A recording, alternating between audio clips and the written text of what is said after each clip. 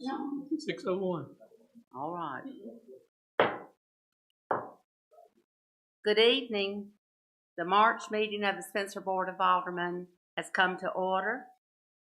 The Board of Aldermen meets on the second Tuesday of each month at 6 p.m. with a pre-agenda meeting the Thursday prior at 5:30 p.m.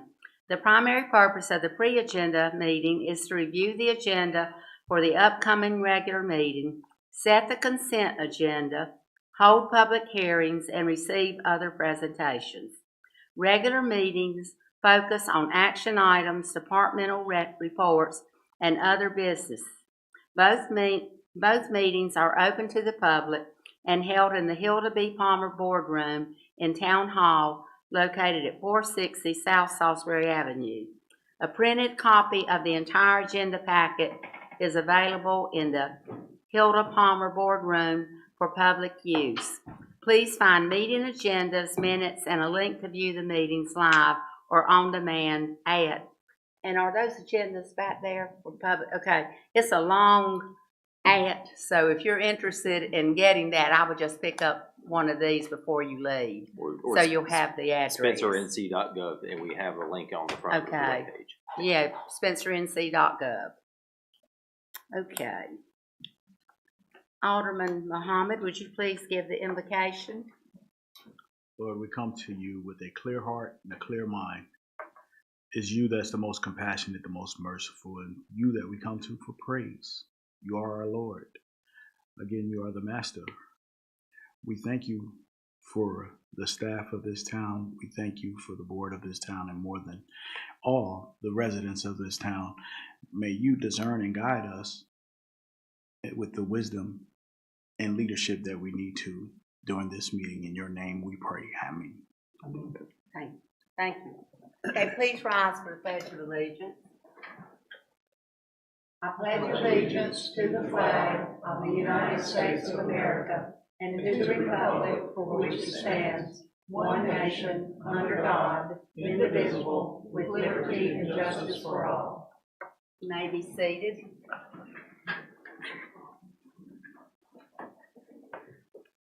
Are there any additions or deletions to the agenda?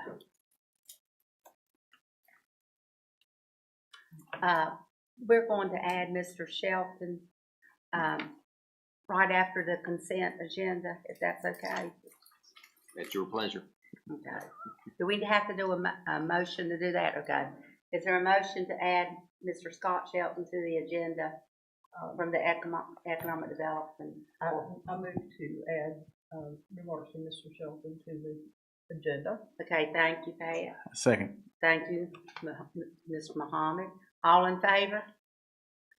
Okay, thank you. Okay, so we'll see you right after the consent agenda, Mr. Shelton. Is there a motion to second? Is there a motion to approve the agenda as amended? I move to approve the agenda as amended. Okay, is there a second? I'll second. Thank you, Mr. Hale. All in favor? Okay, all opposed? Okay, thank you. Okay, we've come to the recognition part of our agenda, and I've got two recognitions that I want to make tonight. And I think maybe there may be another one also.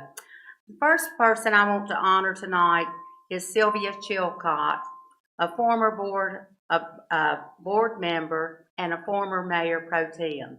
She passed away at the age of 67 in the last week of February. She would have been 68 on St. Patrick's Day. I knew Sylvia for a long, long time because she was also a member of my church, Spencer Presbyterian, and we served on session together. She also served as a code enforcement administrator for Spencer for quite a few years. And when she resigned from that job, she decided to seek membership on the board, and she was elected as an alderman and became mayor pro tem. She served diligently and well in both capacities. She had a variety of talents and special skills in working with people. Our town is better because of her service. She also influenced me in my decision to run for town board and mentored me as well when I became a board member. So from one mayor pro tem to another, I recognize and honor former Mayor Pro Tem Sylvia Chilcott, whom I was also very proud to call a friend. And my other recognition goes to Jason Cosby, the basketball coach at North Rand High School, and his team. Jason was recently named as the Central Carolina Basketball Coach of the Year. Coach Cosby and his team went further this year than anyone thought they would. They made it to the third round in 1A West bracket competition. Even though our North Rand point guard, Amari Russell, scored 41 points in his last game at North Rowan against Bishop McGinnis, it wasn't enough to stop the number 1 seed. So they did have to bow out in the third round. They brought a lot of fun and great basketball to Cavalier basketball fans this year, and for that we want to applaud them. And I think Anna has a recognition she wants to do. Thank you, Mayor Pro Tem Seacrest. I want to recognize our town manager and department heads. Through my networking with other clerks, I have heard many workplace horror stories and have some of my own from previous jobs. Last week was the annual strategic planning session to help the Board of Aldermen and town staff decide what to prioritize during this budget season. In many places, preparing for this event falls squarely on the shoulders of the clerk. It includes preparing agenda packets, taking care of a meal and refreshments, setting up for the meeting, etc., all in addition to their usual daily tasks. As with previous events, I did not ask for help this year because it did not even cross my mind that I could. And yet, everyone came together to help make the session a great success. Town Manager Peter Francis picked up refreshments and helped make sure nothing was forgotten. Finance Officer Heather Can made sure everything was clean and organized for our lunch location. Public Works Director Joel Taylor made sure the building where lunch was held was presentable for everyone to inspect for its future purpose. Police Chief Michael File handled the various logistics of the lunch order. Fire Chief Michael Lanning made sure there were clean linens for the tables and chairs for lunch. Everyone pitched in to set up and break down the boardroom and the building where we had lunch, along with too many other things to mention tonight, and this has been a consistent experience for me. After 2 years, I figured it was high time I let them all know I see them and I appreciate them. I hope to be as helpful to them as they are to me. Thank you, Anna.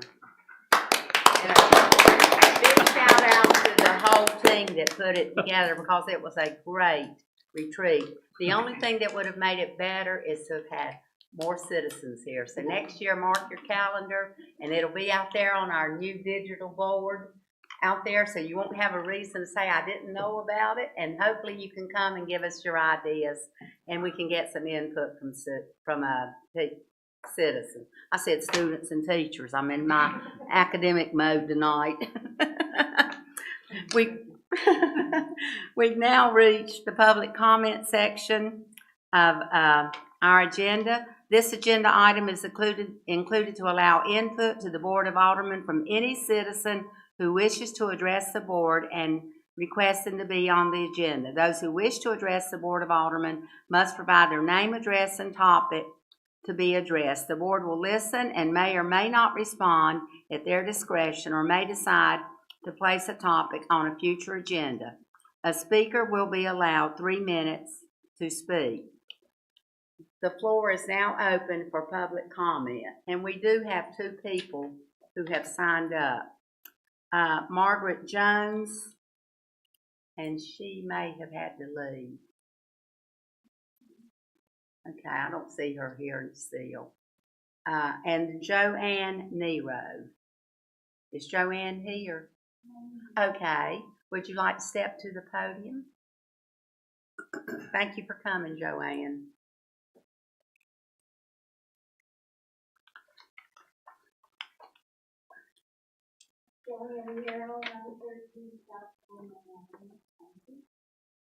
I really didn't intend to speak tonight, but I told Margaret I would be here, and since she's not, I'd just like to speak on her behalf.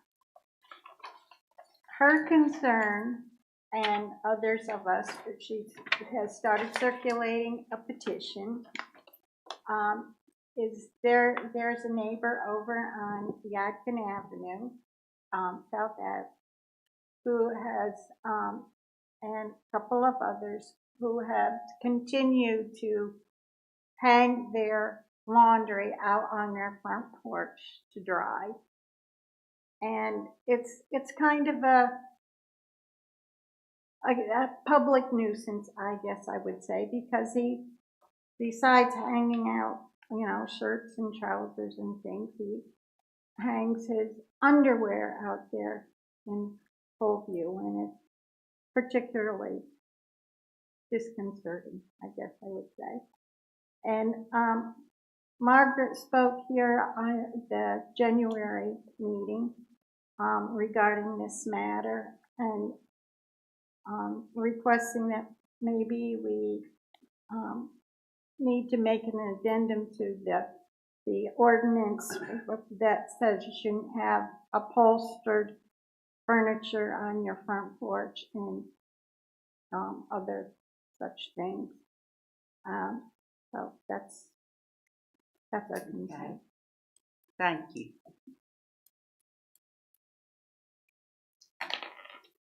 Do you have any written correspondence? No, ma'am. Okay. Is there anyone else in the audience that is here to speak tonight? Mayor Pro Tem, may I briefly just address Ms. Nero's question, or concern rather? Did we have any updates, or I know Ms. Jones did bring that to our attention in January. Did any updates or thoughts or comments on what we, where we are with that? So staff researched the issue, and we did share that information back with the board in written form. And the staff recommendation at this time was not to make any ordinance amendments regarding this matter, given the scale of the discussion at that time, and also the challenge of this issue from a legal perspective. I think there are some that could argue an ability to control screening limitations and locations for this activity, but then there's others who may say there's another side of the coin related to use of solar power for use of solar energy for certain purposes and the ability to regulate that.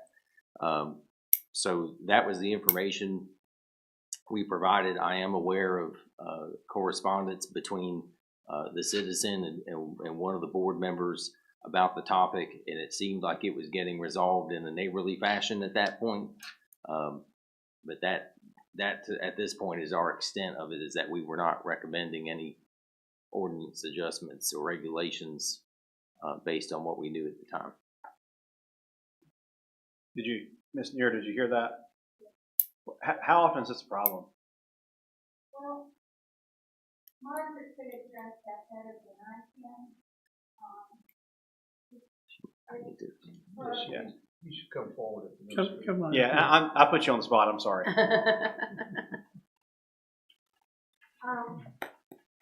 Margaret can address that better than I can, but I know that it happens at least on a weekly basis, maybe 2-3 times a week, weather depending, of course.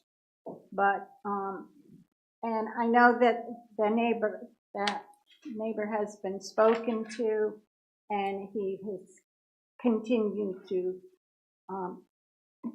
do the same practice, and he's getting kind of vindictive about it.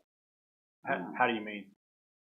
Well, according to Margaret, he's thrown garbage into her yard, or he's thrown his laundry across the street into the bushes and then just left it hanging there, just kind of as a kind of in your face, upset her. Maybe I would say even maybe harass her a bit. Okay. Another neighbor has offered to speak to this gentleman about the concerns, and I don't know if he's had a chance to do that yet, or what the outcome is. Does that answer your? No, sure. I think, Our code enforcement That's made what- two visits to this house, during this past month for,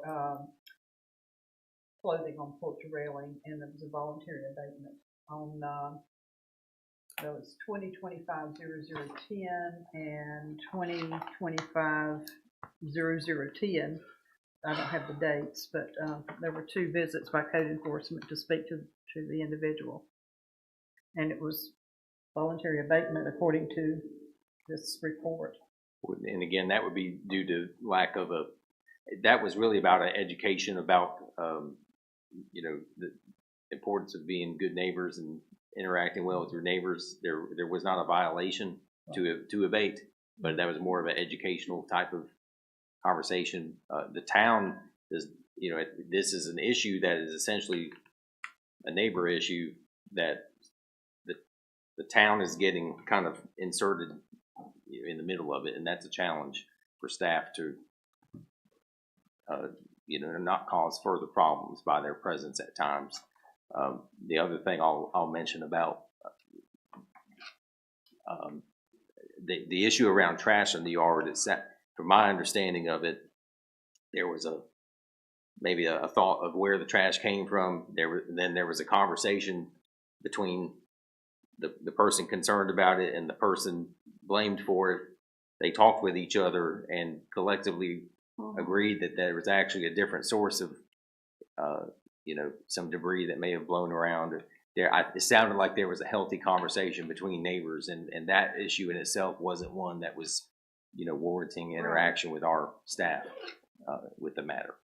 So we're familiar with some of the things you're saying, some of the concerns, but it also sounds like at the same time it was getting resolved through neighborly interactions. To an extent.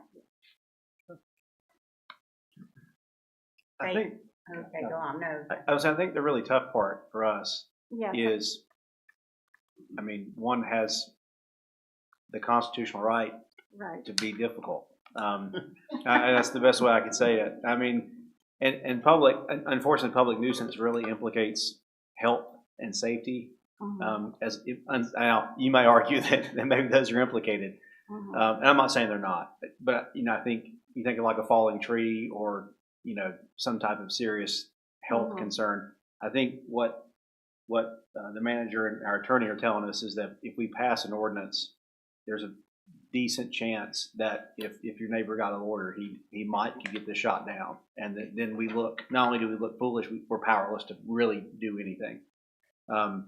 So I don't know the best recommendation. I appreciate you bringing it to us. I guess just keep letting Mr. Franzese know and letting code enforcement know, and if it continues to be a problem, and hopefully it won't be, but maybe it will be, unfortunately. Yeah. Maybe we can look at something. I think what they're telling us is I don't know we really can do anything, unfortunately, legally do anything about it. As difficult as that might be to hear. I'm sorry about that. All right. I understand. Sure. Okay, any other questions or comments? Okay, thank you, Ms. Nero. Appreciate you being there. Is there anyone else in the audience that wants to make a public comment?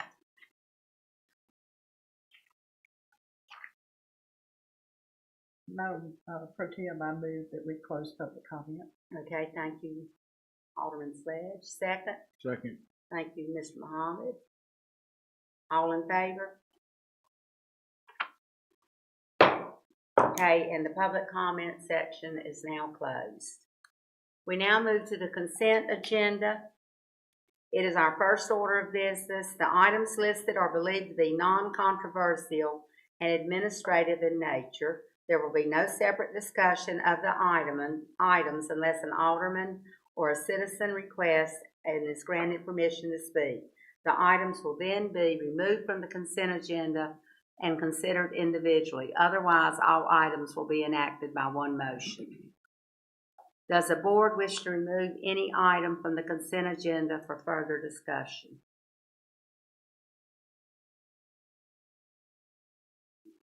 Okay. If not, is there a motion to accept the consent agenda? So moved. A second? I'll second. Okay, and vote? All in favor? Thank you. Okay. Okay, we will, now, and for your information, if you didn't have the agenda, that consisted of the approval of minutes for February 6th and 11th, and adopting budget ordinance 24-10.014, insurance reimbursement for public works, air compressor, and consider adopting budget ordinance 24-10.015, insurance reimbursement for police department 2020 Dodge Durango, and consider ratifying clerical correction to a budget ordinance 24-10.010. Okay, and now Mr. Shelton from the EDC will come and speak to us. He's the addition that we added to the agenda at the beginning. Thank you, Mayor Pro Tem and board members, for agreeing to hear this update from the Economic Development Council. I wanted to start with an overview of 2024. For the calendar year 2024, we had, we kind of gauge our project activity by what we call qualifying leads. That's when we have a site or a building or a program that a company that's interested in Rowan County could be eligible for. And in 2024, we had 106 qualifying leads. That was down slightly from 2023. We had 112 in 2023, but I think a lot of that was just wait and see what was going to happen with the election. Interest rates slowed things down a little bit, but overall it was still a very strong year. And 106 qualifying leads is usually on the high end of what we normally see. Even though the qualifying leads were down, visits by companies interested in Rowan County as a location for their business increased from 2023. We actually had 25 companies visit Rowan County last year as opposed to 22 in the year 2023. But overall, projects ran through the EDC led to the creation of, or the announcement of 276 new jobs in Rowan County. And the average pay for those new jobs is about just under $51,000 a year. And also led to the creation of about $41 million in new capital investment in Rowan County the year. 2024 also marked the end of our first ever Forward Rowan campaign. This was our 5-year private sector fundraising campaign to try to decrease our reliance on public sector funding. And along with that campaign, we had goals assigned to the Forward Rowan plan. And our goals over 5 years was to create 2,500 new jobs for the county. We actually had 2,800, so we exceeded that one. And of course, some of these numbers were drawn up when we were coming out of, well, before COVID, pre-inflation, if you will. So at the time, we had a wage goal for these jobs, and that was what was considered to be the living wage at that time. It's obviously changed quite a bit since then, but at that time, it was $15.86 an hour. But the average pay for these new jobs, these 2,800 new jobs, was $25.82, quite a bit above that. We also had a goal of $350 million in new capital investment in the county. We actually crossed the $1 billion mark, which was great. So all in all, it was a great 5-year campaign, and we've also launched Forward Rowan 2, again trying to raise more private sector funds to decrease our reliance on public sector dollars. And along with this new campaign comes new goals. So over the next 5 years, EDC's goals are to, number one, attract 3,000 new jobs, up from 2,500 for the first campaign. And we're targeting the industries of food processing, logistics and distribution, life sciences, professional services, data centers, and also transportation equipment manufacturing, because we have Daimler and other companies like that in Rowan County. Another goal is to have the average pay of these 3,000 jobs meet or exceed the county's average wage as determined each year by the North Carolina Department of Commerce. Every year they set a wage standard for counties in Rowan County, or in North Carolina. And Rowan County's for 2025 is just under $54,000 a year. That's the goal for this year. It could go up, or probably will go up in the coming years. And we're also trying to secure another $500 million of new capital investment in Rowan County through new industries or existing industry expansions. And one additional goal was to attract 1 million square feet of new speculative building space annually, either announced or completed. And we're just over 2 months into 2025, but also with that, we've had a pretty promising start to the new year. We anticipate in the next 3 months, if everything goes according to plan, we'll be announcing 4 new projects that would have the potential for 118 new jobs and $44 million in capital investment. We also have a 5th project that's still working on its numbers, but it could lead to the potential for several hundred new jobs and tens of millions of capital investment. That's kind of a work in progress. We're very optimistic about that one, though. And regarding some Spencer-specific activities by the EDC, last year, our existing industry person made visits to Innospec and also multiple visits to PCA to help them with some workforce needs. We also continue to work with town leaders and developers on the potential redevelopment of the finishing company site.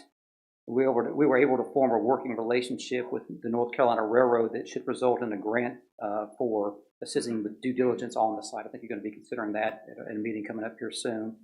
And we're also able to connect the developer with some local utility providers to discuss the sites. And we hope that this team effort from the town, developers, current property owners, and the EDC will help spur the redevelopment of this site we've been waiting to see revitalized for over 20 years now. And then just some announcements to close. The EDC Board of Directors meeting will be this Thursday at 3:30 at the Gateway Building in downtown Salisbury. I know Ms. Sledge is a faithful attendee, but we'd love to see other board members as well if you can make it. We're open to the public. And also the EDC's annual meeting is a week from Friday, the 21st, from 11 to 1 at the Trolley Barn in downtown Salisbury. Lunch will be provided, and this year's guest speaker is John O'Leary, who's the CEO of Daimler Trucks North America. So it was quite a coup to land him for this event, so we're hoping to have a good turnout for it. And I believe you may have received the invitation by email from Molly, our marketing director. If not, please let me know, and I'll get you on the list for the meeting. But again, it's from 11 to 1 on the 21st at the Trolley Barn. And then also the EDC has launched a new monthly video series called Forward Focus, which is a 2 to 5 minute video that highlights available properties, project announcements, upcoming events, and just general updates about the EDC's activities. We've also launched a new podcast called the Forward Rowan Podcast, in which the staff interviews leaders in the business community that are driving Rowan's growth. And both of the podcast and the video series can be seen on YouTube and other platforms.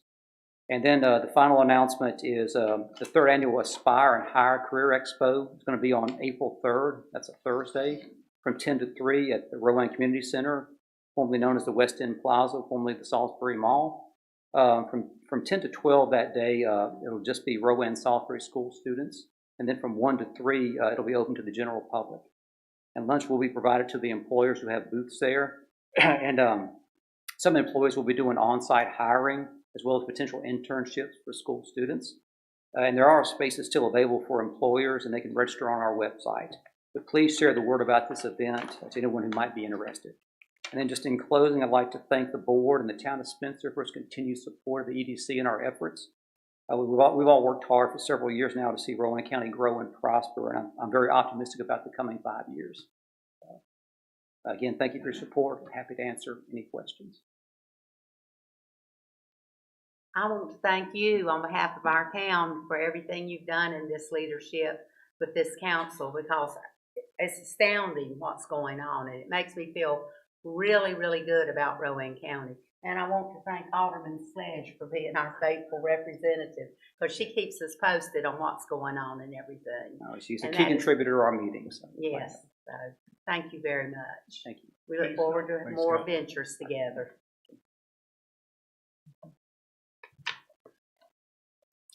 Okay, we are now moving to consider authorizing the town manager to execute grant agreement with the Carolina Thread Trail for matching funds in support of the Great Trail State Program grant for the Standback Educational Forest Rocky Branch Loop Trail. And I saw Alderman Sledge had some pictures posted today from the Standback Forest. And Joe Morris is going to give us a special request for this.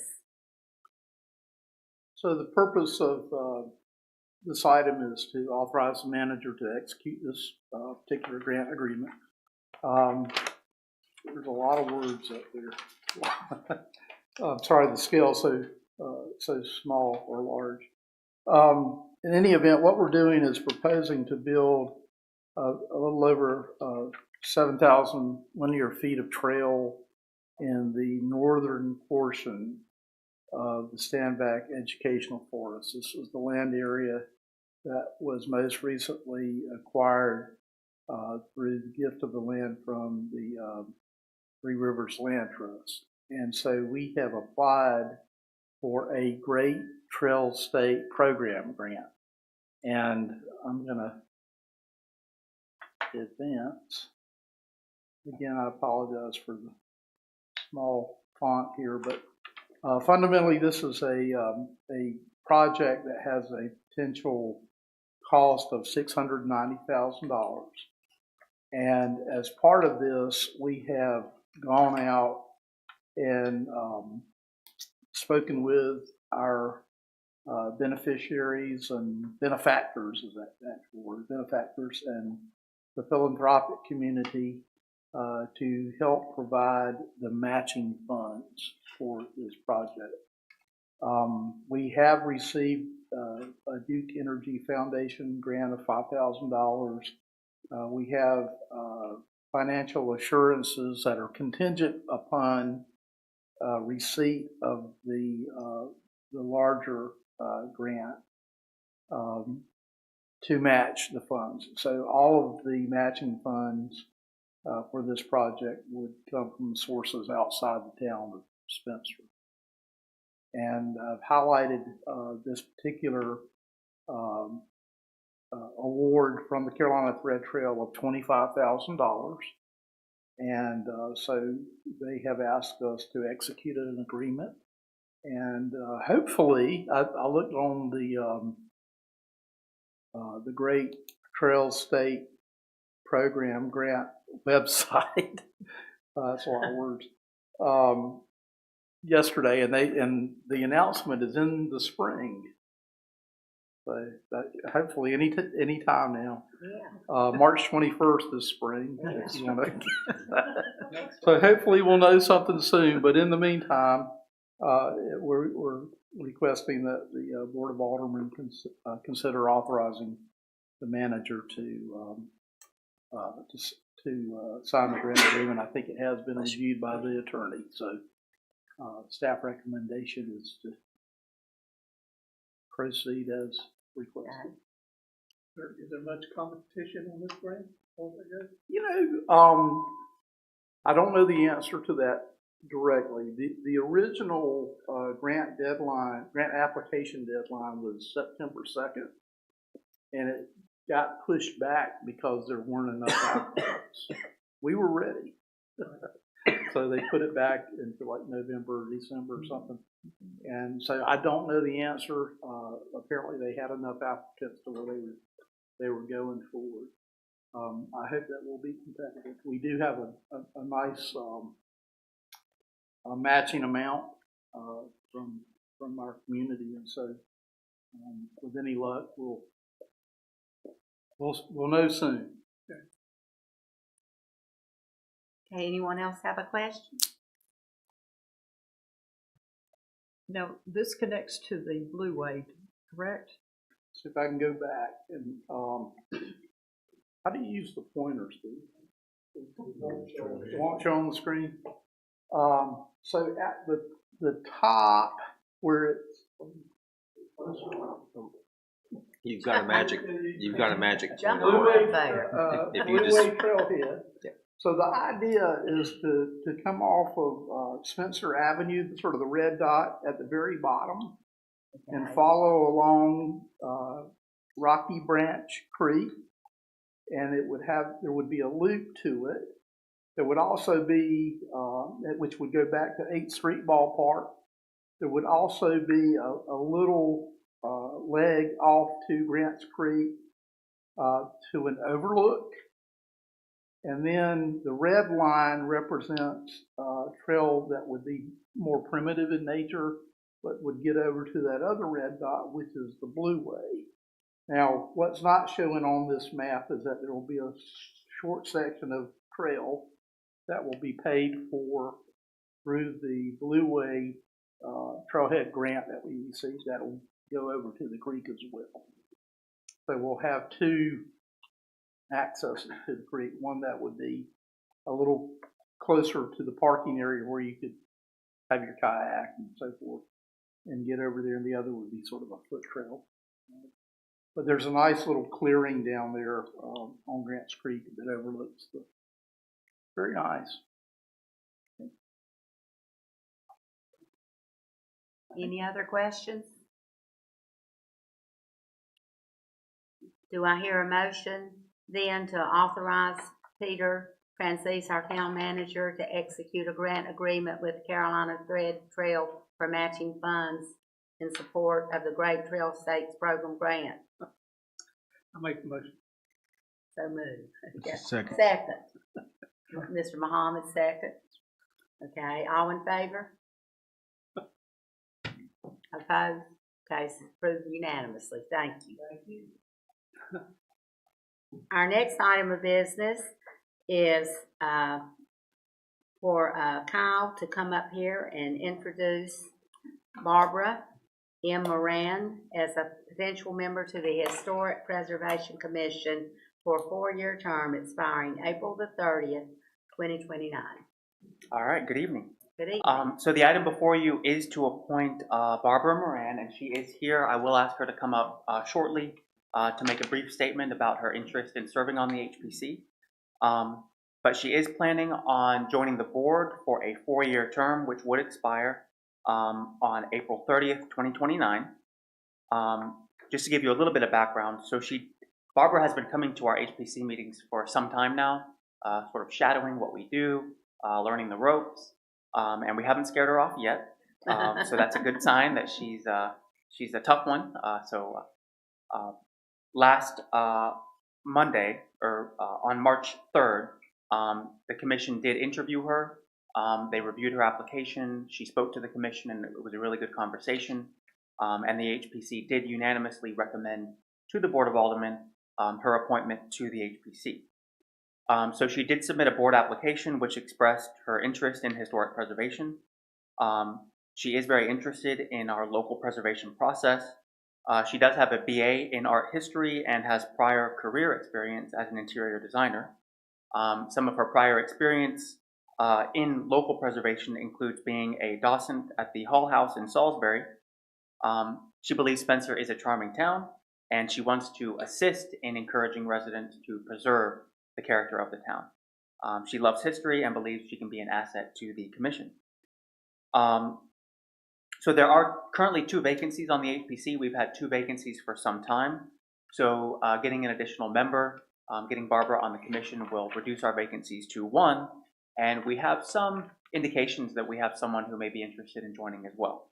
So it would be great to fill all the vacancies in the near future. So the board tonight, you can choose to approve her appointment, deny her appointment, or request additional information before rendering a decision. So that's it from me. Now I will ask Barbara to come up to provide just a very brief statement. You don't have to do anything too fancy. And I would ask her just to provide some information on why she's interested in serving on the HPC.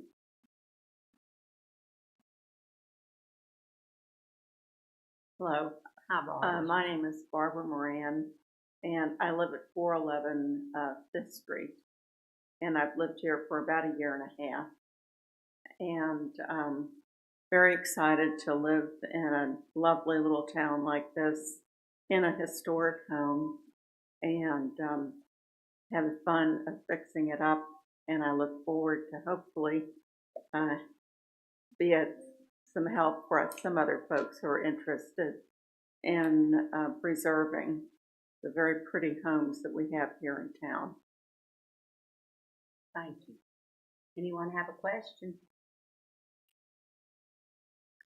I love the name of your outrageous interior designer. I love that. I'd like to see some examples of that sometime. That's interesting. I think you'll be an asset with your background and your love of history. And we're glad you chose our town. Thank you. Well, I am too. So when did you move to the area? November of 2023. That was to the Salisbury area, and then you came to us, or? No, to Spencer. Oh, okay. I moved up here from the Atlanta metropolitan area. Actually, the outside. I lived in between Woodstock and Ackworth, which are actually old, just like this, old railroad towns, and with a lot of lovely, beautiful historic homes, none of which I could afford. And, but they have really done tremendous work in making their towns very profitable and with lots of pretty restaurants and all kinds of things. Sounds good. I'm glad you've seen that. What can happen? Woodstock in particular. Anybody, I don't know how much they have. I'm sure they have an expensive website, but Woodstock, Georgia has just been completely transformed. When the shops closed over here, a lot of our people, Spencer citizens, were moved to the Atlanta area, and I had friends that got families that got moved there. So now maybe we'll get some transfer back. That's good. Well, the traffic there is rather stunning. Stunning. Yeah. My daughter refers to the traffic up here as cute. My mother-in-law happens to live in Woodstock, Georgia. She moved to from North Carolina down there about 20 years ago. So I'm familiar with the traffic. Perhaps we'll have more calm pace of growth compared to what happened down there. But. Yes. Okay, any more comments or questions? Thank you. Okay, Thank you. thank you so much for your interest. Do I hear a motion that we approve Barbara for the Historic Preservation Commission? I motion that we add Ms. Barbara Moran to the Historic Preservation Commission for a 4-year term expiring April 30th of 2029. Thank you, Alderman Muhammad. Second. Second. Okay, Mr. Yeah, Hale. give it a Hale. And all in favor? All opposed. Okay, Welcome so that's aboard. approved unanimously. Welcome aboard. We're glad to have you. Thank you. Thank you for your service. Kyle, just out of curiosity, how many board members do you have on the HPC? We have a total of 7 seats. So 7 now we'll seats. have 6 seats filled and 1 vacancy. Okay, thank you. Okay, we're now moving to item number 10, town manager to negotiate. Consider authorizing our town manager to negotiate and execute a sub-recipient grant agreement for environmental due diligence with Samet Corporation. Did I pronounce that correctly? You did. All right. Okay. Okay, we'll let you go ahead with your presentation. Mayor Pro Tem, members of the board, the mayor, when this was brought up at your pre-agenda meeting, asked that I put something together to bring you up to date on this process, and then he skipped town so he didn't have to listen to another power program. I'm not sure that's fair. But I thought since we didn't have a packed agenda tonight that I would give you a little more information on the brownfield process. And if you can read that top sentence, that comes right off the state's website and defines what a brownfield site is. I'll read the first sentence. A brownfield site is an abandoned, idled, or underused property where the threat of environmental contamination has hindered its redevelopment. And that is certainly true of the North Carolina finishing site. The brownfield process requires that a phase 1 and phase 2 environmental study be done, that after those studies are done, additional engineering studies are done, and an analysis as to the level and areas of contamination. And then an engineer has to design some mitigation plan that's submitted to the state for approval. That mitigation plan can include things as simple as don't build your building in this area, or it can be put a parking lot here and let's use that asphalt to cap the pollution. Or in some cases for industrial buildings, It's install a simple ventilation system to suck air out from under the slabs and blow it up into the air and dissipate into the atmosphere. Each site is totally different, and that's why it has to go through the engineering process to come up with a plan.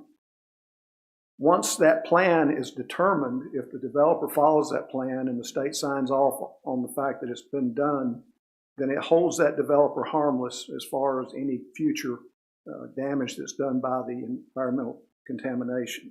And that's what the developer wants to hear. It's what the contractors want to hear. It's certainly what the bankers want to hear before they'll loan money to develop one of these sites. I thought I would show you I found some historical pictures about the North Carolina finishing site. This one's from 1956, and I circled what was the water treatment system at that time.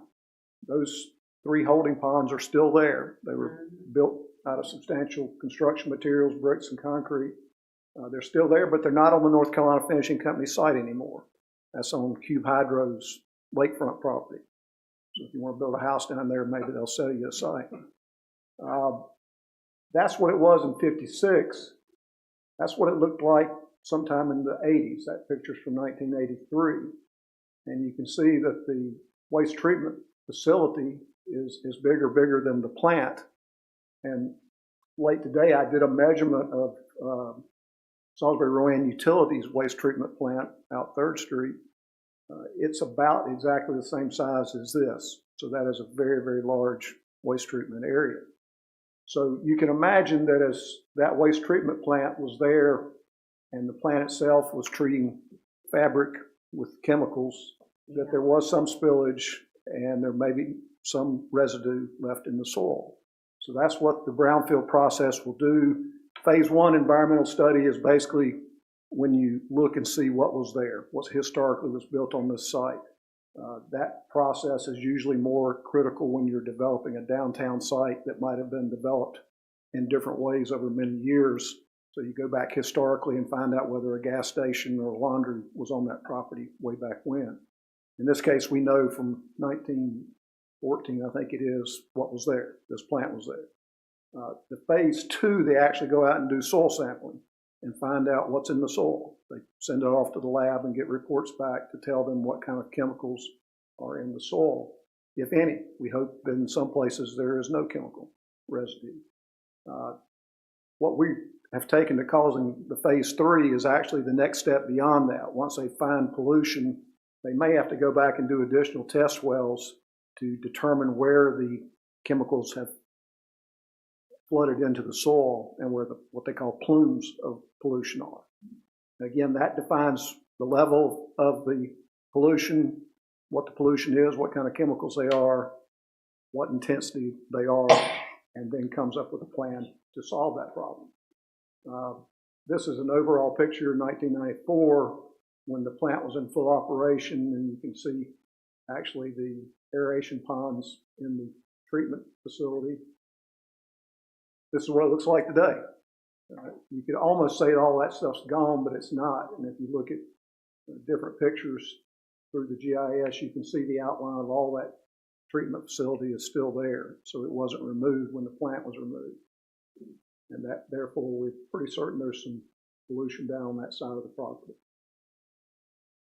That's what we want that site to look like after we get the brownfield agreement in place.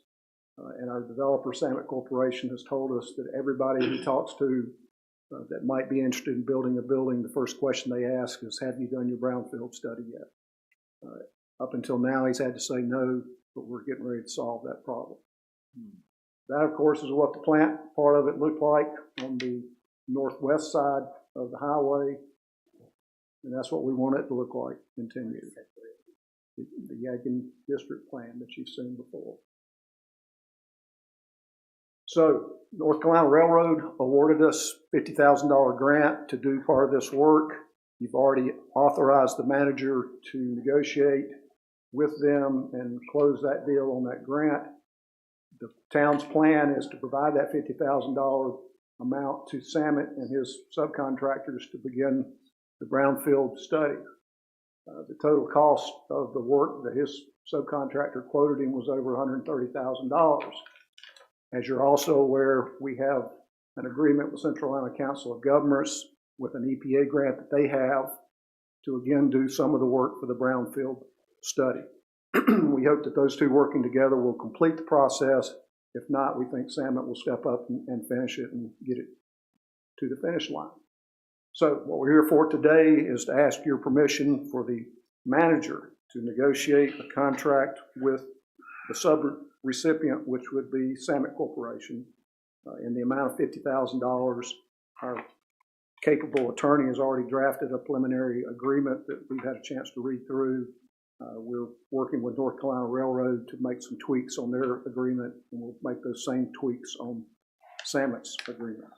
Our goal is that Samet's agreement with us totally matches what our agreement will be with North Carolina Railroad, so that Samet is the ultimate responsible party for getting this thing done. I'll be glad to answer any questions. Questions? What is Samet's going to do the cleanup as far as that will be associated? Will they develop this project if it's completed? Well, you saw their that plan. Yeah. That's what they want to put out there. That's what Samet wants to do? That's what Samet wants to do. Okay. And that's on the opposite side. That's on the southeast side of the highway and the railroad. 29. But they're not going to cross the railroad track. Not with this portion of it. Now, they will own the whole property, including the northwest side where we hope the Yadkin River District goes. Right. We have been working with them along the way. They were a part of the planning process for that. They are supportive of the concept, but time will tell as to what happens. If we find a bunch of pollution that takes a lot of effort to resolve on the northwest side, where we want the Yadkin River District to go, that may change some of our strategy of what goes over there. We've been told you can't build houses, single-family homes, on a polluted site, a site that's part of a brownfield. But you can put apartments, you can put multifamily housing. Not sure what the difference is, but that's what we've been told. You can certainly put parking lots, you can put retail type things, maybe a light industrial building over on that side. So the Yadkin River District plan is a concept plan that may or may not change once we know what kind of pollution's out there. In my opinion, on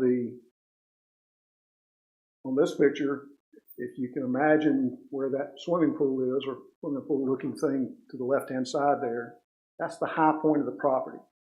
Everything runs downhill in both directions from that point. And that was actually a potable water storage tank where they treated water and pumped it up there and then gravity fed it back down to the building itself. So that was part of the building. But we don't think there's logically much pollution to the left-hand side of that site plan. Any pollution that was created in the plant would run downhill towards the river, down to the southeast and northeast. We will know for sure once we get the brownfield study done, but if that holds true, then that left-hand part of that site plan would be unpolluted, totally unpolluted. And therefore, the Yadkin River plan that shows a lot of residential in that area would still be able to go forward.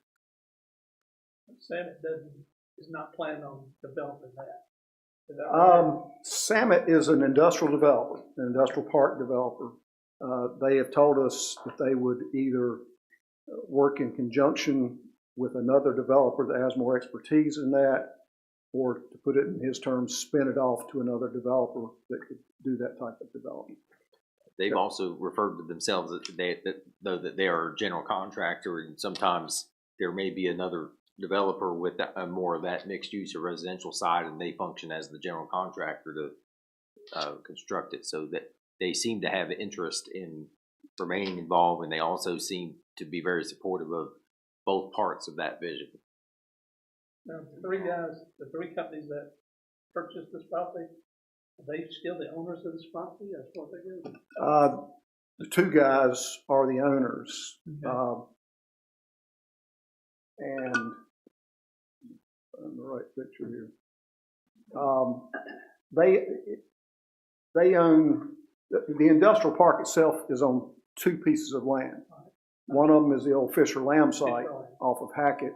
Yeah. They've already bought that, and they don't think it's going to need to be checked for brownfield because it was never used for part of the treatment facility. So Sam's bought that. They closed. They've bought it, closed on it. They removed the house that was out there. They're ready to build on that portion of it. Okay. And that's about half of the industrial park. That's 6 of the 13 buildings. Yeah, that's more desirable. We know that's going to be. So that part could move ahead quickly. And as with most industrial parks, they don't come in and build 13 buildings all at one time. They build maybe 1 or 2, and then at some point there's a point where it becomes such a popular place that you have more than that be built until you get down to the build out of it. Who builds the roads in that development? We don't know yet.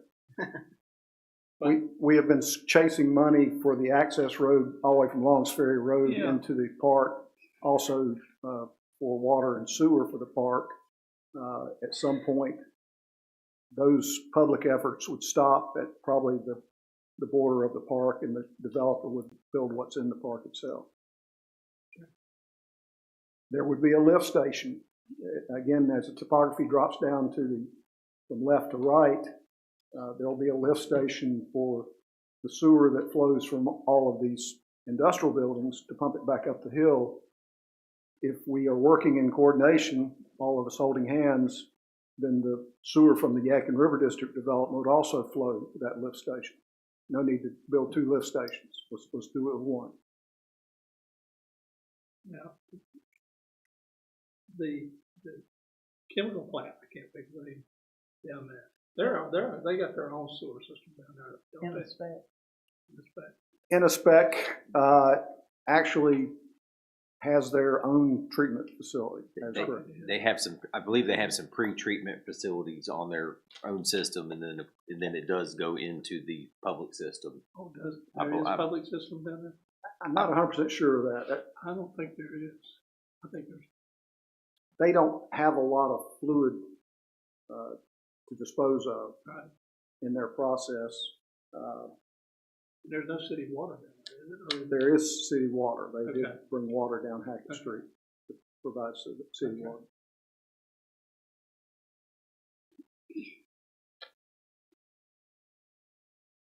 So, what's the time frame on all this? I'm sorry? What's the time frame on it? We're going to break ground tomorrow. I thought y'all got the message. I don't know. For the brownfield study, we don't. Again, the brownfield study has stopped things from moving beyond this conceptual plan. Right. Once the brownfield study is done, if areas like the Fisher Lamb site and the northwest side of the old facility site turn out to be clean, then those areas might get built on fairly quickly. If the brownfield itself requires, say, removal of soil or capping of soil or some ventilation systems for soil or fencing so that nobody ever goes near that soil, that will slow those portions down a little bit. Not so much from how long it takes to do that, but somebody's got to write a check to do it. And for them to write the check, they want to know that they're going to recoup their money by building these 13 buildings out there. So the economy probably is holding it up as much as anything. Interest rates are going down, but I'm not sure that's a sign that the economy is in good shape right now. I won't make any more comments about that. It's probably wise. Any other questions or comments? Okay. I'd like to make a motion that we go ahead and give the town manager authorization to negotiate this agreement. I don't see the town's got anything to lose on this as far as that goes. Okay, thank you, Mr. Miller. Second. Thank you, Mr. Muhammad. All in favor? Okay, approved unanimously. Thank you. Okay, we're now going to move to the Salisbury Avenue Corridor Improvement Grant in the amount of $2,000 that Kyle is going to tell us about. So thank you, Kyle, for stepping back up here. No problem. So this item concerns award of a Salisbury Avenue Corridor Improvement Grant, or more colloquially just known as the facade grant. a facade grant in the amount of $2,000 to Brandon Levi Collier for a project to repair and restore a historic service station at 712 South Salisbury Avenue. So a lot of you may have seen this building currently under renovations down on Salisbury Avenue. It was an abandoned, sort of deteriorated service station that had experienced many years of neglect. So a buyer came in, purchased the building, and initiated a process to restore it.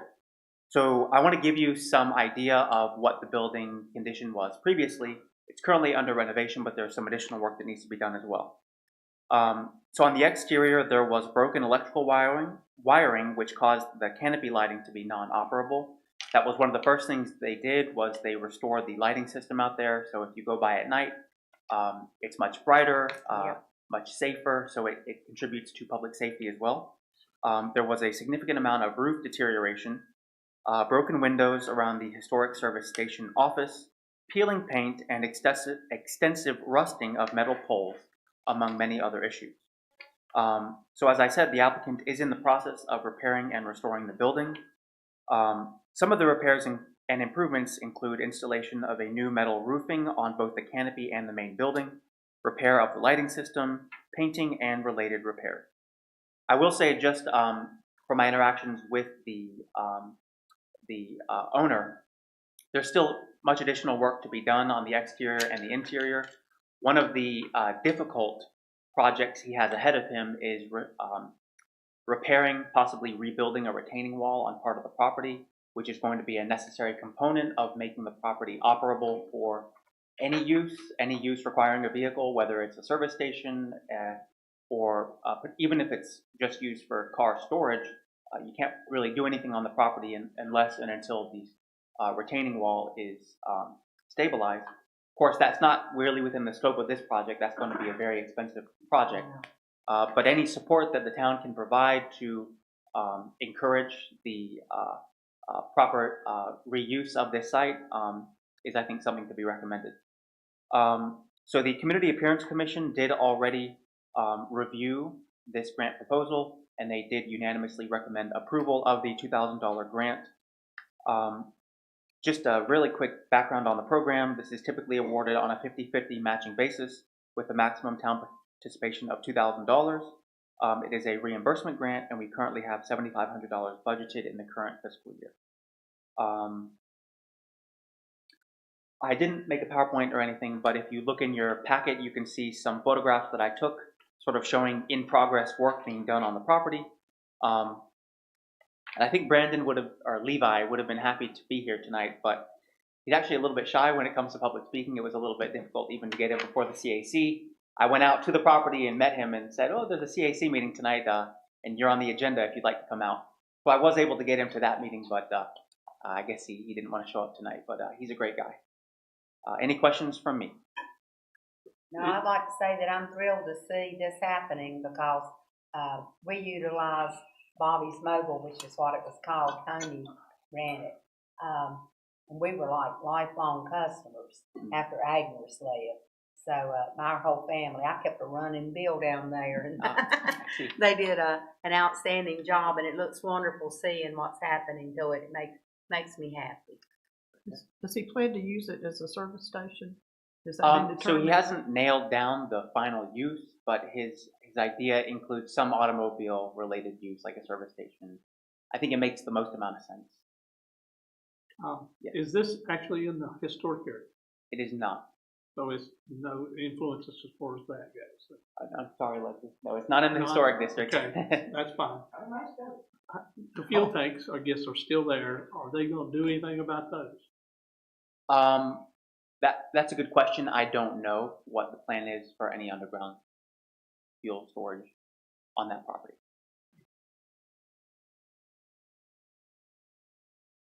Good to see that property is being revitalized and not an eyesore. Right. Coming in and out of town, and also too for safety, because I've noticed, the debris and broken windows and things of that nature. So it's came a long way already since they started, and you could tell the difference is taking place. Right, and we as staff are aware of some other potential property purchases up down on South Salisbury Avenue. So hopefully we'll be able to see some improvement on some additional long neglected properties down there as part of the revitalization of that corridor. Sounds good. Did I read that he might also be interested in that white building next door to it? Or was that a different individual? If I'm not mistaken, his business partner either owned the building or sold it, but they're all sort of together in discussing the future of that property and adjacent properties. Okay. Thank you. Any other questions? Okay.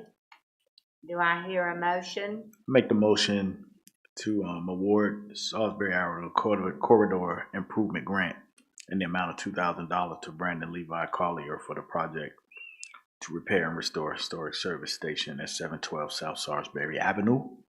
Thank you, Alderman Muhammad. Second. Okay, thank you, Ms. Sledge. All in favor? Opposed? Okay, approved unanimously. All right. Thank you very much. Glad Thanks, to Kyle. have. Come here. Okay, okay. We're now moving to departmental reports, and I guess that's why you were there, right? You beat me to it. Okay. First we'll have our planning and zoning administrator, Mr. Blunt. You have my planning report in front of you, which you do every month, and I'm here to answer any questions. But let me lead off with, at your strategic planning session, I told you about the number of subdivisions and the number of permits and this, that, and the other. I wanted to tell you tonight that 2 of those subdivisions that were counted in that list have now resulted in 3 single-family home permits and 2 duplex permits, so a total of 7 families. Those permits came in today, so that's how fast things are happening. Awesome. Where they're at. Meadow Avenue and Yadkin, North Yadkin. That's wonderful. That's good news for the schools, too. That's good. So any questions on my report? I got a question. Yes, Again, I want to ask you about the dance studio. I've seen there's people moving around and moving stuff in or out. Has that building ever been resolved? There is a developer who is working with the current owner and the attorneys that were involved in the various lawsuits to secure that building and restore it. He has a plan to do that. He is a competent developer and contractor. He has struggled to get the right type of insurance to deal with a sinkhole and a crumbling foundation. So we're trying to help him find the right insurance agent to handle that problem. He says he's ready to close the deal just as soon as he gets the insurance taken care of. Okay. Thank you. Sounds promising. Any other questions for Mr. Blunt? Okay, thank you, Mr. Blunt. Thank you. Okay, we'll now move to code enforcement with Police Chief Michael Fowle.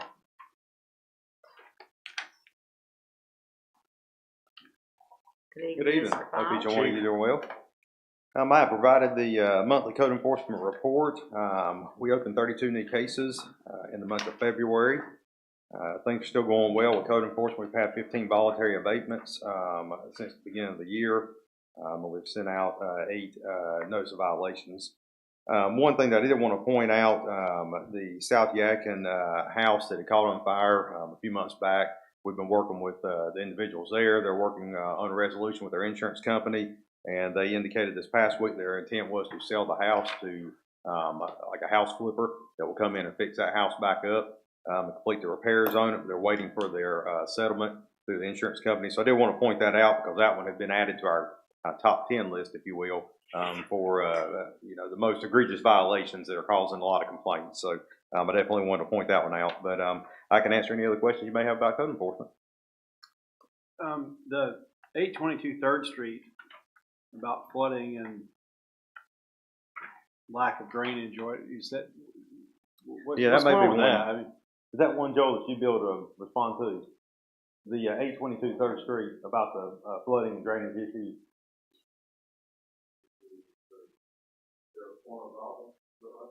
Yeah, I believe so. The one that came through the portal. Yeah.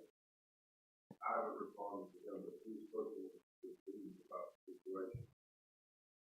I'm not aware of that one. Is that, It was one thing about it was actually, thought they were in utility issues. okay. Okay. Yeah, I believe that was one that came through the portal and it was just pending a resolution, so. Okay. Of course, you heard Ms. Nero's concerns earlier, and actually, Ms. Jones caught me coming into the meeting. I believe she couldn't stay, but I did talk to her briefly outside. Any thoughts or? That's a very hard situation for us. Obviously, we try not to interject law enforcement in something that's considered a non-enforceable area for us. So that would ultimately be something that if the town moved on some form of ordinance, that was something that was recommended, then we would try to enforce that at that time. We have been out there 3 times now, kind of as a courtesy. Code enforcement's been out, spoke with the individual, and they would agree to comply. And then I believe he's done some follow-ups after that, just notating that there was nothing hung out. So that's again, that's a very, very tough situation for us to be in, as far as not really being able to enforce it at this point. Does the individual have any other option about where he could dry his clothes? I really don't know on that. I wouldn't be able to speak on that. He's got a clothesline in the They backyard. said they And I got think one in he the has a backyard. dryer. Oh, Yeah. He That's indicated what he I've was been willing to informed comply. He did indicate he was willing to comply. So, I mean, our conversation was not a negative conversation with him. He understood and he indicated he was willing to comply, but then after that, it seems it's came back up again. So, definitely if the board decides to make some sort of direction on that in the future, we'll definitely address it. Yeah, I'm just a little bothered, and you know, 2 individuals now have shared that the actions are approaching what appear to be punitive and or vindictive, and I'm bothered by that. Yeah. Despite maybe our enforcement challenges, I'm bothered by that. Understandable. Yeah, it's definitely not a situation we like being in. Speaking for not just for our officers, but the town as a whole, definitely not a situation we like to be in where we're trying to calm down neighborhood issues if they're not a legal issue at this point. The best we can do is try to play a little bit of a mediator on the street. But when everybody says they're going to comply and then do otherwise when we're not around, that's definitely where we run into a little bit of a problem. Sure. One other question I had. In our packets, we have 2 pages of open cases, and then on the next section gives us 3 pages, but it's all the same information. Yeah, I believe that bottom section. So the and I'm not sure how it's laid out in your packet. For me, it would be page 4.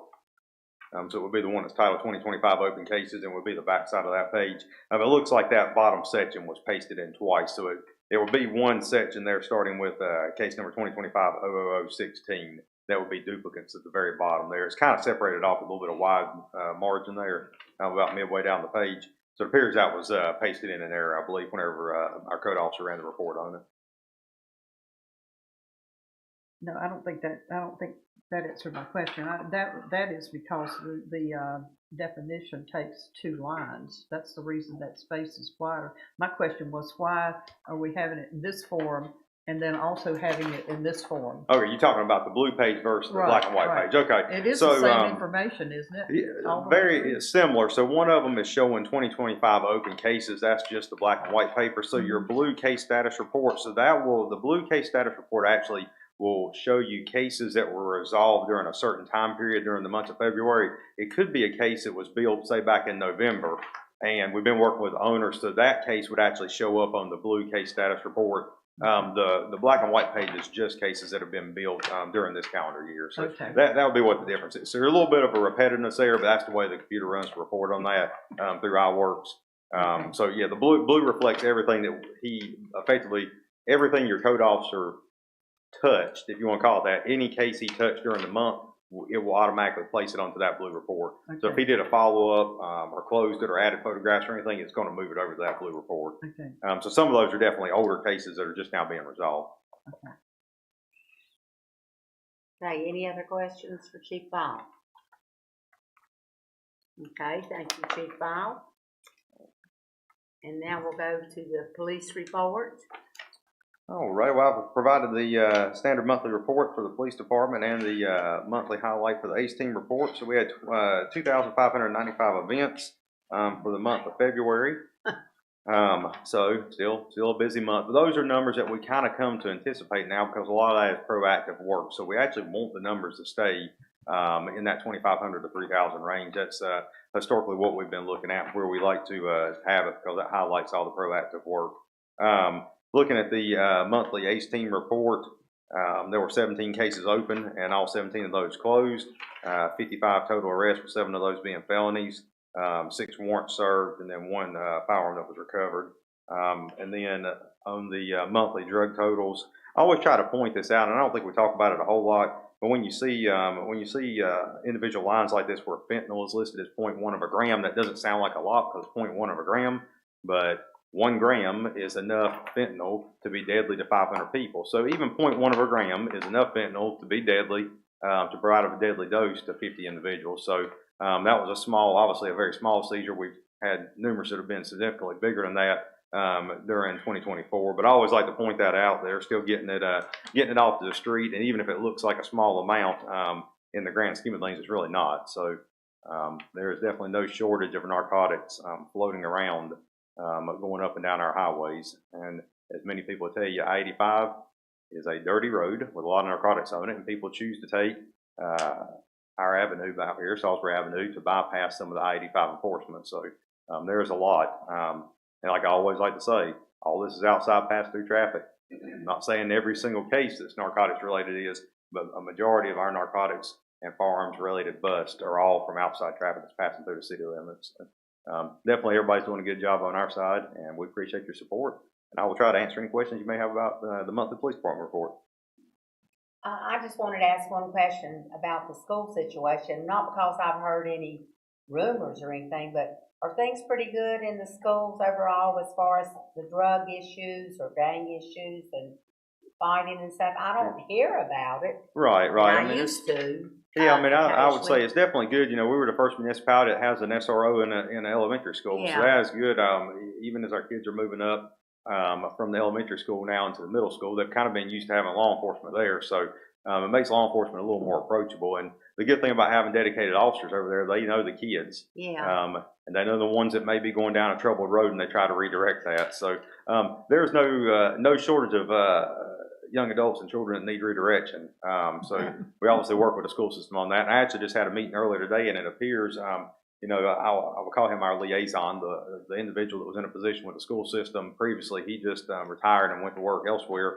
So they're actually splitting up the duties, and there's actually going to be 2 individuals at the school system level now that kind of work as the bridge between the principals and our SROs. So it really sounded good. We had a meeting earlier today around lunchtime. It sounds good that we're going to have a little more cooperation with the schools.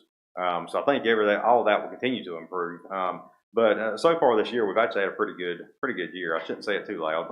Don't want to ruin it this close to the end of school, but we have had a pretty good year. So we try to have a big show of force at all the events where we might have issues. So everybody that's came out and joined us on some of the big basketball and football games where you know it's going to be a little hometown rivalry, we try to have 15 or 20 officers there to prevent any sort of issues. So we've been very fortunate this year, and we're definitely thankful for all the outside agencies that helped us too. So numerous other agencies come in and help when we have those big events.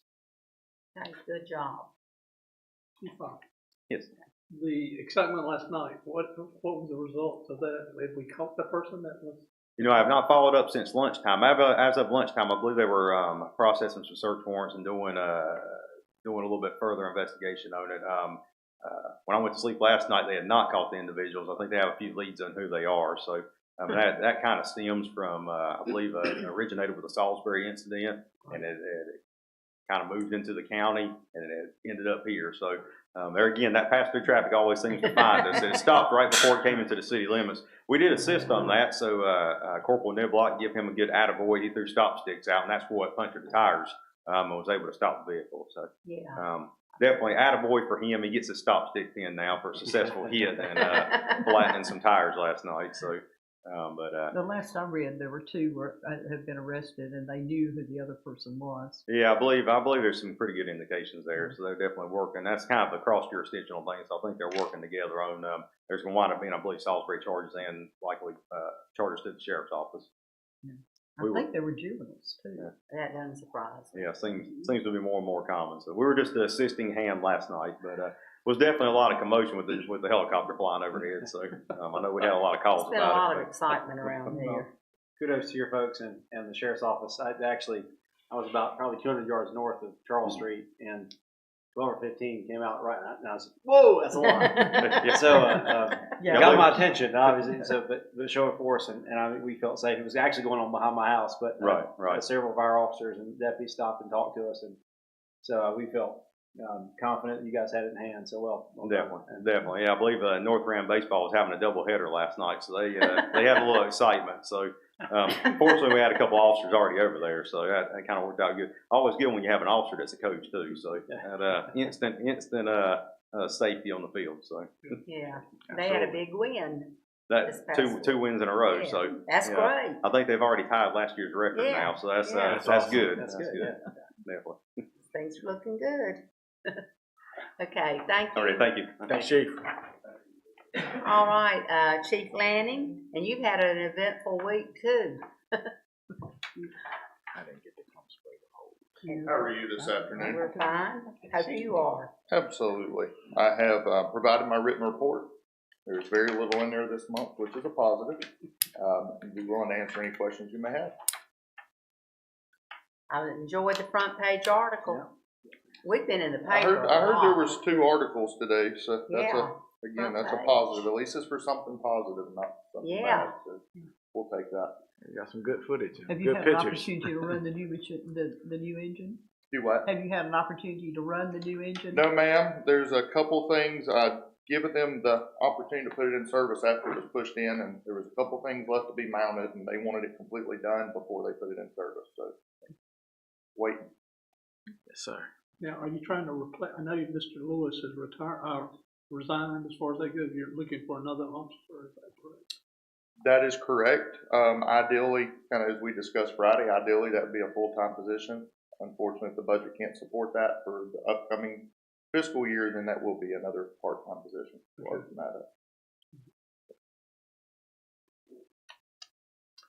Hey, any other questions or comments? Thank you. Thank you, Chief Lanning. Good job. Okay, and Public Works Director Joel Taylor.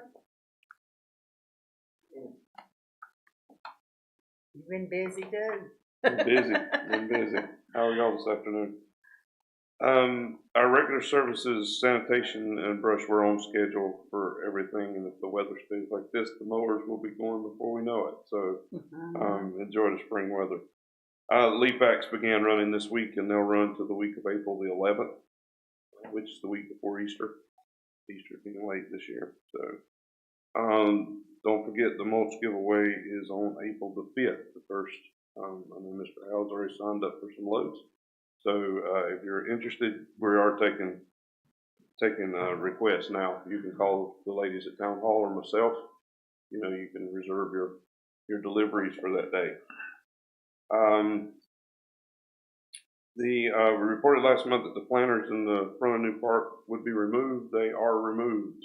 So it has been moved out to the street. So they'll be working on the entranceway probably later this week. Getting the actual curving and that kind of thing out. And they're going to pour concrete tomorrow underneath.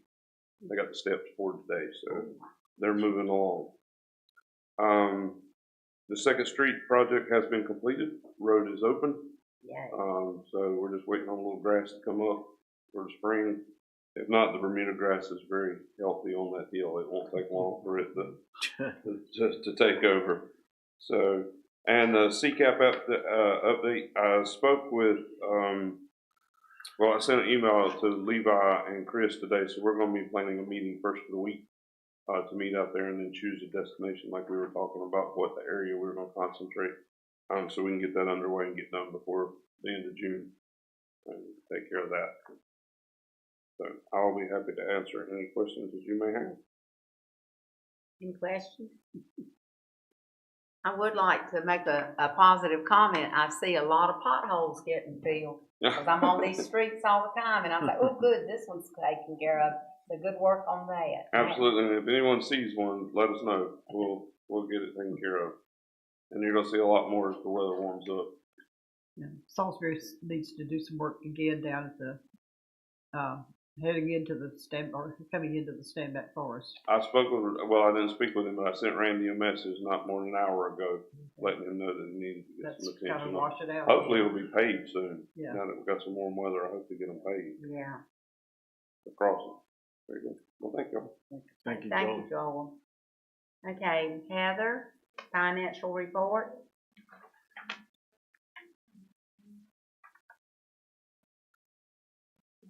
Good evening. Good evening. Hi, how are you? I'm great. How are y'all?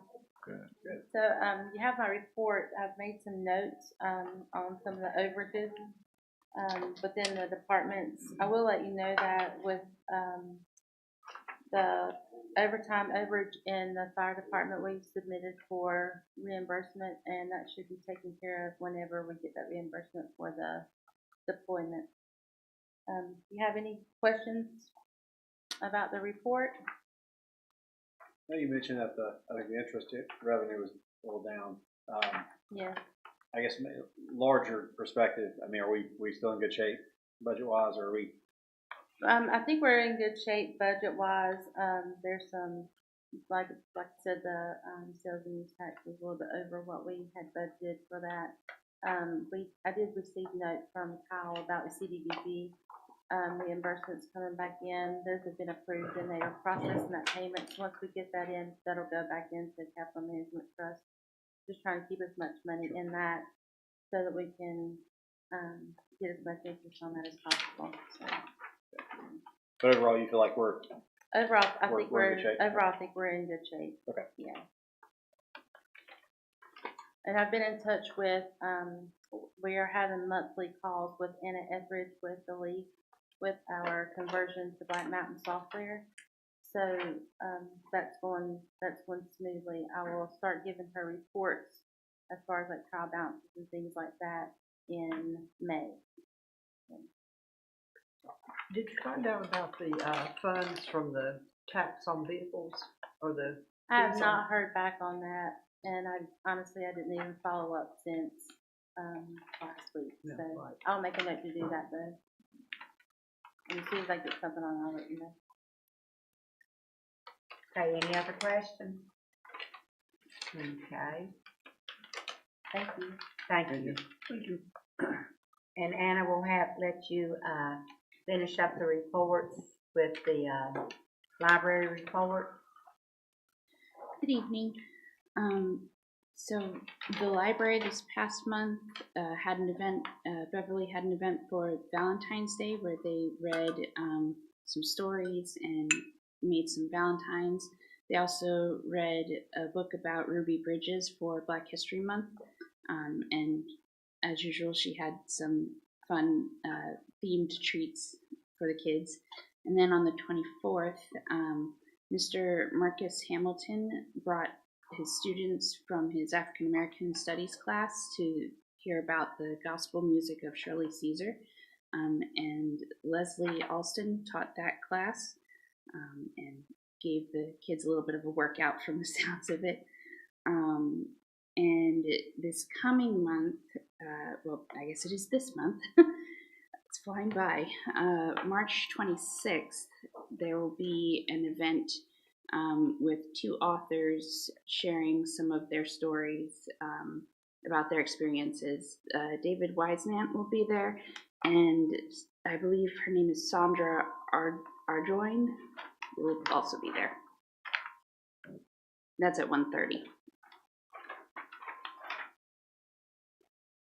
That's David Wiesnant, who was our WBTV reporter for this area. Yes. The book he's written. Yeah.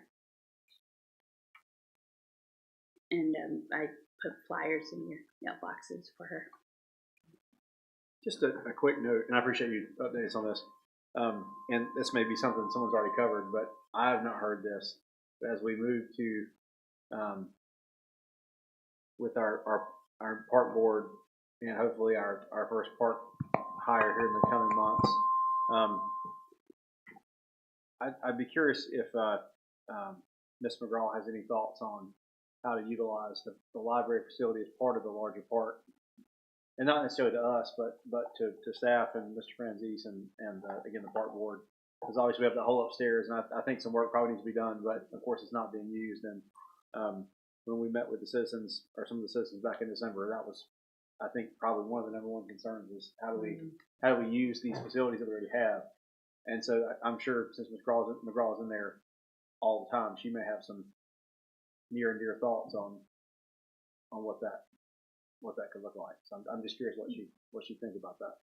I know in the summer she does a lot of outdoor events in the park, because I've been up there with some of them with my grandsons. Of course, my grandsons are 26 and 15 now, so that might have been a while ago, but I know she has incorporated that, and I think, someone pointed out we need to remember that part there, because it's really one of our prettiest parks. And when this one opens up, there's going to be a lot of emphasis on this one, and there needs to be, but we don't want to forget that one. And I'm hoping that maybe when we get the digital trail walk or whatever we're going to do for Spencer with the churches and homes and things, we can have a walk around to some of these parks and churches and homes right around in this area, which would incorporate that. There's not quite a lot just in 3 or 4 blocks. I might could even handle that. But we're blessed to have the parks we have, and we're blessed to have Miss McCraw, for she goes over and above running just a book checkout. She does a lot of great programs there for all ages. Okay, we're up to Mr. Franzise's report. Thank you very much, Mayor Pro Tem and members of the board. I certainly want to add to Anna's acknowledgement at the beginning of the meeting about our planning session last week, and I wholeheartedly agree. It was certainly a team effort, and that included Anna as well. So appreciated the time we had together, and everybody doing all sorts of unexpected tasks to make that possible. A few highlights: we have launched a few initiatives this year to connect with the community, and we had in February our Talk of the Town meeting, and we had 10 community members take part in that, and we're going to continue that series throughout the year with our future dates in April, September, and November. And then in between those dates, we are going to do additional neighborhood walk events, and the next one coming up will be next week. We were looking at Tuesday the 18th, but we're actually going to do it on Wednesday the 19th, and we're going to focus on the North Salisbury Avenue, Sowers Ferry Road area. So the plan is to meet at the Moose Lodge around 6 p.m. and start our walk around the area, and it will likely last about an hour. So we welcome anyone who's interested in taking part in that. If folks are not aware, Rowan County Public Health is joined in with a lot of collaborators on the next iteration of the community health needs assessment, and there's a survey available that we are encouraging everyone to take part in, and it helps make sure that a variety of public and private partners are able to respond to the needs out there in the community. So we do have a link to that on our website, but of course you can also check out the county's website as well. And if there's questions about that, the Rowan County Public Health Community Health Manager is Courtney Meese, and can answer any questions about that process. And in terms of our park project, we remain in a good position, both with the construction schedule, but also with our fundraising. When we had published this report, the number at the time was that we still had about 348,000 to go on our countdown.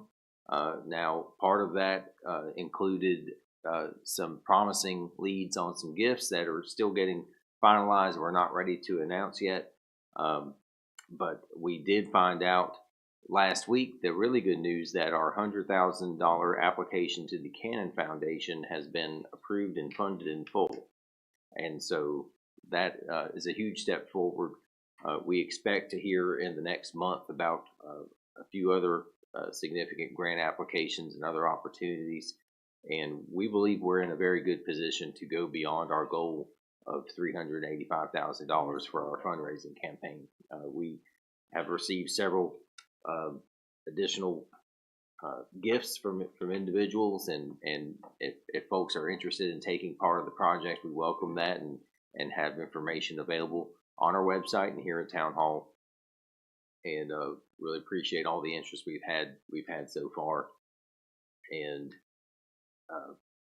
the other thing I'll just note, and probably when we get together next time, maybe we'll have more of an update on it, but we are asking our general contractor and designers for some information on what we may be able to add back into the project that had to get value engineered out, given the successful fundraising process that we're having. So we're hoping to make some additional parking lot improvements perhaps, but we're evaluating that and wanting to make sure we match our resources up with what we can accomplish with the project. Wonderful. I'll be happy to answer any questions. Anyone have any questions? Thank you, Mr. Francis. At this time, we'll have requests and comments by board members and myself, and we'll start down there with Steve. This is true. As most of everybody knows that's been in this room, last Thursday and Friday was our retreat, and I'd like to thank everybody who did participate.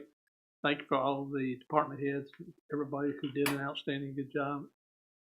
We always say this is a good team, and that's very true. It is a good team that we work with, and I feel like it's very special. You just don't know it unless you're involved with the thing. We learned, as usual, that we have more needs than we have money. And Mrs. Can go back there. She's supposed to be growing some money trees back there for us to raise some money. But, we talked about, yes, we need to be conservative with our money as far as for our taxpayers, because the taxpayers are the ones that elect us. They don't want to pay higher taxes, naturally. I don't want to pay higher taxes if I don't have to, but at the same extent, we need to make sure that we do what we need to do to keep the town in a positive role. And like I said, I think with the work of Mr. Francis, not everybody here, it's just a matter of negotiating what we can do and what we can't do and what will serve the majority of the people. And I feel certain that it'll get done and everything will be good. Thank you, Steve. Yep. Okay, Mr. Hale? Yes, ma'am. Just to build on that, yeah, I mean, last week was great, and if you're watching along at home or if you watch this in posterity, I think a lot of the, and I guess let me back up and say that I think, staff and I think we can pat ourselves on the back up here. We've tried to do more community outreach and be more involved with the community, and partly because they've demanded it, and rightly so. But if you have questions about how we arrive at this process, the budgeting process, the decision-making process, the goal-setting process, go back and watch last week. Watch what was said, what was done. We have a fantastic staff, and they're experts in their field, and they know what they need. They know what this town needs, and we would be wise to listen to them. And both us on this board, and also citizens. Again, if you're watching this, you're out and about, or if you hear about this at some point in the future. I think yesterday is a great example. Having a fully staffed, fully equipped competent law enforcement agency. They rapidly responded, and I think, again, this was taking place behind my house. I had no real concern for the safety of my family. I knew they had it handled. And so, I mean, that's what, and the same thing with our fire and our public works and the folks who work here in the office. I mean, that's what we're paying for. So the questions last year about, you know, why did we raise the budget? Why did we, or not raise the budget, but raise the tax rate? It hurts all of our wallets, but there's a purpose for that. And it in my view is paid back in well worth the investment. So again, if you have questions, watch what we did last week. Come see us in the next month or two as we finalize this. Ask questions, send us emails, text. If you're going to call me, just do it, you know, before say 9 p.m. Just because I have little ones. But we're happy to answer questions. We're happy to have a conversation. We want input. And so if you're watching this, if you're here, tell your friends and neighbors that if they have thoughts or comments, we want to know. We want to hear it. There's, as Mr. Miller said, there's more to be done than we can afford to do. And so we have to prioritize and make some tough choices for next year. But we want input. And otherwise, well done, staff, everyone last week. You guys are great. And we'll do as best we can to do right by you guys. Thank you. Mr. Muhammad? I'm going to piggyback off what everyone else already said. And department heads and staff, y'all did an excellent job in reference to planning, you know, for the planning session, and enjoyed it with everyone. And, you know, it was very interesting, as the other alderman stated, you know, it would be nice to have more participation from our residents, you know, during those sessions, as well as, you know, as some of you all may be watching out there, you know, a few come in, but more participation so that you all can be informed, as well as coming to us to ask questions as well. But, you know, being informed by the things that are taking place and that are going on would be great to have you all present. You know, I know we have the pre-agenda meeting on 5:30 on the first Monday of the month, and the Board of Aldermen meeting, which is 6 p.m. on the second Tuesday of the month, as Mayor Pro Tem stated at the beginning of the meeting. But just to reassure and reaffirm that you all are aware, there are mailers that go out as well in their social media that also prescribes to different things that we're doing and that's going on within the town. And again, for the residents that are beautifying your lawns and things of that nature, make sure that you get your stuff to the curb, because as Joel stated, on the 11th of April, it'll be the last for the leaf vac for the season. So make sure that you all adhere to that as well. And I hope everybody has a blessed rest of the week. Alderman Clegg? I would like to take one personal opportunity to say thank you to a young man who came to my aid a couple of Sundays ago. I was coming home from Winston-Salem when the warning light on my car came on to say add air to my tire. That's hard to say. And I pulled into the BP station over on Long Ferry Road and thought I could put some air in it, and the tire wouldn't take a piece, even an iota of air. And there was a young man who stopped. His name was Juan Sebastian Rodriguez Ortiz, and he lived somewhere over right in that area. He had stopped in to put air in his tire, and he was kind enough to put my little donut tire on my car so that I didn't have to wait for AAA for 3 hours. And I was able then to go on and take care of the rest of the things I had for that day and be able to get new tires put on the car the first part of the next week. So thank you, Mr. Rodriguez Ortiz. If you hear this, or if someone who knows him hears this, please know that I appreciate it. And he would not take any money from me. I tried to pay him, and he would not take any money. So, again, the work that we had done on Thursday and Friday of last week, somewhat overwhelming, because I mean there's a lot to process in the information that we received. Every one of the staff members had done their homework, and we're grateful for that.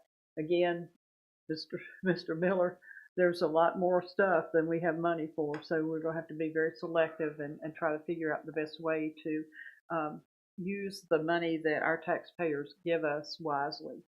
But this is a good opportunity for us to learn more about our needs and what we can do for our community. So, as Mr. Muhammad said, please let us know if you have thoughts. Mr. Howell said the same thing. And we need your input. So don't put it all on us. Let us have some input into what you think is the best way to use these funds. And that's it. I will attend I will be attending the Rowan County EDC meeting tomorrow, and then also their annual meeting next week, as well as the stormwater seminar that's coming up next week in Gastonia. So, thank you very much. Thank you. In closing tonight, I'm not going to repeat everything that everyone's already said, but the retreat was top notch, and everyone had just prepped for it fantastically, including the board. Everybody knew what they were talking about, and we do have big decisions to make, and I feel sure that we will make the right ones. I like what Pat said in recognizing that young man, because so many times we do not see the good going on around us, because there are so many things that people complain about or see on TV. The news is not full of good deeds. Occasionally it is, but on Friday night on Lester Holt at the very end. You know, keep your eyes open for all the good things that citizens are doing to help each other. And if you find yourself with some extra time in the spring, the schools always need people to have volunteers to come in and help, especially the elementary school. And they need people to just come and eat lunch with the children, read a story to them. They need proctors for testing. So if you think you can go help at one of the schools, you can contact me and I'll tell you what you need to do, or you can contact the school itself. But I will be glad to take your phone calls. My numbers are listed on the town board website. So just call and we'll set you up and see if you can go in and help one of these youngsters that needs some extra help. Thank you very much. And with that, is there a need for us to go into executive session? Okay, no need. Okay. Is there a call to adjourn the meeting? Motion to adjourn. Motion to adjourn. Okay, second. Second. Okay. Usually do that.